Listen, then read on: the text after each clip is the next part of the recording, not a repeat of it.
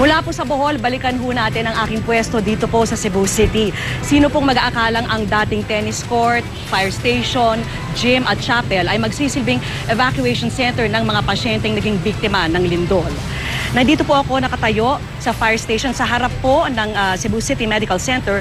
3 palapag po ang hospital na yan, 300 patients dati yung capacity, pero nung nagkalindol, higit 200 patients po ang inilipat sa mga kalapit na establishmento tulad nga nitong Cebu City Fire Station na kinaroroonan po namin. Nagmistula pong makeshift hospital ito. Yung mga sign na nakikita natin, mga papel nakasulat emergency room na nakapaskil sa harap ng mga tolda. At may kanya-kanyang departamento dito, ang kanya-kanyang tolda, may OB department na tinatawag, may burn department. At sa kabuuan po, halos 100 pasyente ang nagsisiksikan sa mga toldang ito. Ang mga kritikal inililipat na po sa mga private hospital dahil hindi na po kaya ng mga pasilidad dito.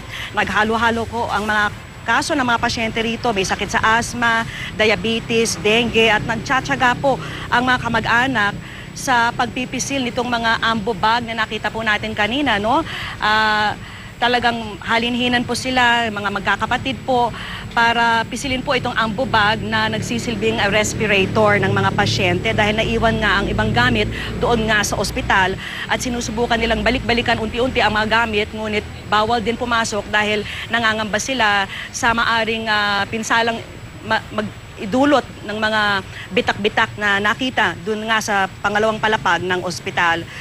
Ngunit ang pinaka-nakaantig po na biktima na nakita po natin dito ay itong baby, 6-month-old baby po na burn victim, si baby Jairis. Maya-maya ho natin, ayan, ang nakikita ho natin, siya po yung mama ng baby. Ito ho yung si baby Jairis, nakikita ho natin yung kamay, lapnos na lapnos po yung upper half ng kanyang katawan. Kwento nga ni nanay, nagdaga na ng daga ang gasera sa bahay nila at bumagsak ito kay baby. Kaya talagang nasunog ho yung hanggang tiyan ng baby. Nakahiga lang si baby sa isang monoblock na table at dahil mainit nga rito ay medyo dumidikit yung gauze sa balat niya. Itong kausap nating si nanay, yung binabanggit ko kaninang walang sawang nagpipisil po ng ambo bag dahil wala hong respirator ang kanyang nanay. Pero sa balita na nakuha ho natin, ina-assess po nila kung sino yung mga pasyenteng ililipat sa mga private hospital at sasagutin po yung gastos ng city government. Isa ho siya, alam ko, sa mga ililipat sa isang private hospital dahil nasa critical stage na po itong aling ito.